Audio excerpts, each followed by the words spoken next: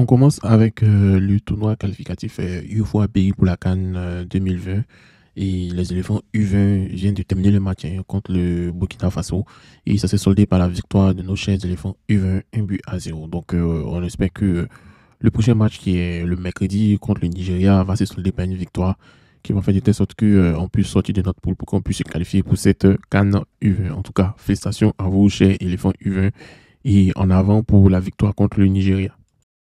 Et oui, Wifiza a été sanctionné par son club olympique lyonnais après avoir manqué une séance d'entraînement sans justificatif.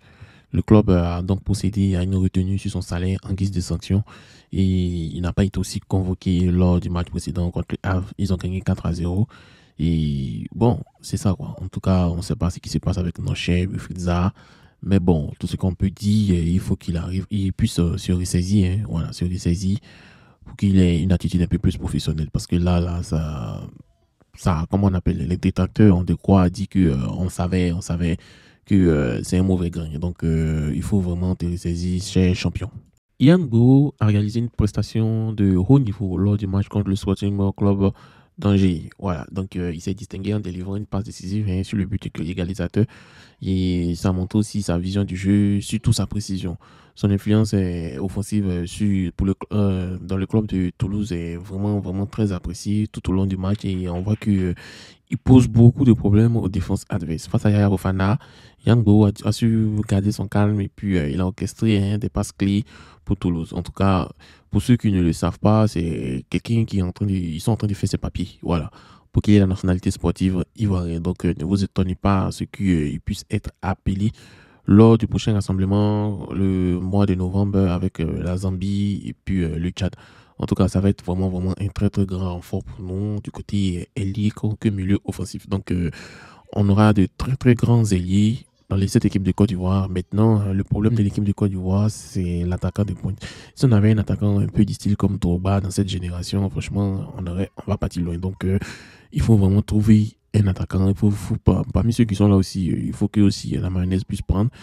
Elle est un peu blessée. Bon, on n'est pas trop en forme. Donc, on voit que lui qui est un peu en forme, c'est Grasso. Mais on espère trouver un attaquant de pointe solide qui va être là durant des années, beaucoup d'années, qui vont vraiment nous aider à aller loin dans les sommets. Hier, Eric Bailly a subi une blessure lors du match contre Retafe qui s'est sorti par un nul partout. Eric Bailly a dû quitter le terrain à la 46e minute, laissant son équipe affaiblie défensivement. Sa sortie est prématurée et ça a vraiment inquiété les supporters et nous aussi les Ivoiriens parce qu'on sait que Eric Bailly se blesse beaucoup. Et bon, mon cher, donc ça va être dur pour son club dans les prochains matchs. Et on espère qu'il va revenir plus vite que possible parce que Eric Bailly est trop fragilisé par les blessures physiques au cours de sa carrière. Mohamed Kone, gardien numéro 2 des éléphants de Côte d'Ivoire, a donné un point de vue sur la force mentale des gardiens. Il dit un gardien qui n'est pas fort mentalement cool. Donc, c'était dans une récente interview que le gardien ivoirien a partagé ses réflexions sur des défis mentaux auxquels font face les gardiens de but. Il dit un gardien qui n'est pas fort mentalement, il coule. Si vous faites 6 bons matchs puis un mauvais match, les gens retiendront le mauvais match et critiqueront. Il faut donc avoir la capacité mentale de réagir au final. Les supporters ne vont pas jouer à ma place sur le terrain. C'est à moi de faire le travail et le reste ne peut être une excuse. Voilà. Donc, Koni, il a souligné que la force mentale d'un gardien est aussi importante que les compétences physiques. Ça, c'est vrai.